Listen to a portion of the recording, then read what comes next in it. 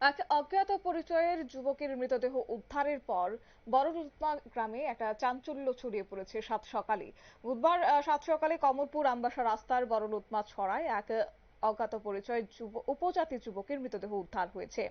অবশ্য এক্ষেত্রে গ্রামের যারা রয়েছেন তারা জানিয়েছেন যে ব্রিজের নিচে থেকে তার মৃতদেহ উদ্ধার হয়েছে এবং মৃতদেহে মুখে আঘাতের চিহ্ন রয়েছে। ধারণা করা হচ্ছে অন্য কোথাও কে বা কারাই ওই যুবককে খুন করে এনে বড়লুতমা ছড়ায় ফেলে যায়। অনুমান করা হচ্ছে ওই যুবকটির মৃতদেহটি দুদিনের এবং সেক্ষেত্রে খবর পেয়ে সালেমা থানার ওসি দীপক দাস, মহকুমা পুলিশ আধিকারিক সমুদ্র দেববর্মা, ফরেন্সিক টিম সহ বিশাল পুলিশ বাহিনী ঘটনাস্থলে গিয়ে ছড়া থেকে যুবকের মৃতদেহ উদ্ধার করে ময়নাতদন্তের জন্য ধলাই জেলার কুলাই হাসপাতালের মর্গে প্রেরণ করা হয়। বড়লুতমা গ্রামের বাসিন্দা সূর্যকান্ত সিনহা তিনি জানান, প্রতিদিনের ন্যায় বুধবার প্রাতঃ ভ্রমণে বেরিয়ে লুতমা ব্রিজের কাছে এসে ঘুরে দেখতে পান যে ব্রিজের নিচে তাকে দেখা যায় মৃতদেহটি ছড়ার জলে ভাসছে এবং বিষয়টি চাওয়ার হয়ে প্রচুর পরিমাণ ভিড় জমায় মানুষ এবং তারপরই খবর দেওয়া হয়েছে সালেমা থানায়। কি রয়েছে বিস্তারিত শুনুন।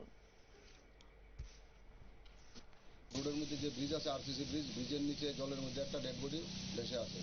যথারীতি খবর পাওয়ার পর আমরা সঙ্গে সঙ্গে ঘটনাস্থলে আসি। এসে ঠিক ঘটনা ঠিক একটা ডেড বডি উপর হয়ে জলের মধ্যে ভেসে আছে।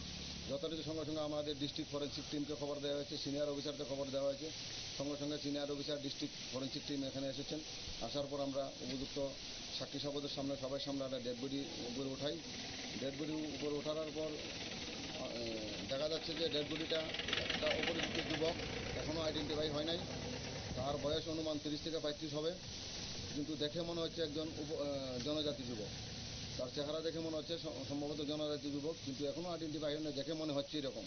তবু আমরা এখন ডেড বডি উদ্ধার করে আমরা মর্গে পাঠাচ্ছি। ডেড বডি মর্গে থাকবে, যে আইনগত যতটুকু সময় ততটুকু থাকবে এবং আমরা বিভিন্ন থানায় বার্তা পাঠাবো, সোশ্যাল মিডিয়ায় এবং আমরা ওয়ারলেসের মাধ্যমে বিভিন্ন থানায় থানায় বার্তা পাঠাবো ডেড বডি আইডেন্টিফিকেশন করার জন্য। এবং কোন কোন জায়গাতে কোনো যদি মিসিং টিসিং থাকে তাদেরকে এনে এখানে ডেড বডির আইডেন্টিফিকেশন করানোর চেষ্টা করবো আমরা।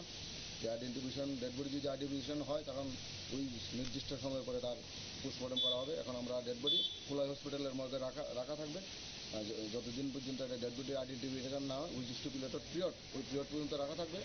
যদি কেউ এরকম মিসিং থাকে এবং আমরা বার্তা পাঠাবো এখানে আইডেন্টিফিকেশন করার জন্য। আপাতত এই আপনারা শুনলেন সালেমা থানার ওসি দীপক দাসের বক্তব্য। অবশ্য আজ এই ঘটনার খবর পেয়ে ছুটে আসেন ওসি এবং তিনি বলেন যে থানায় খবর আসে কমলপুর আমবাসা রাস্তার লুথমা ব্রিজের নিচে একটি মৃতদেহ পাওয়া যায় এবং যথাসময়ে আমরা সেখানে আসি এবং সেই সঙ্গে জেলার ফরেন্সিক টিম খবর পেয়ে ঘটনাস্থলে ছুটে আসে এবং তিনি এও বললেন যে আমরা সাক্ষী রেখে মৃতদেহটি উদ্ধার করেছি।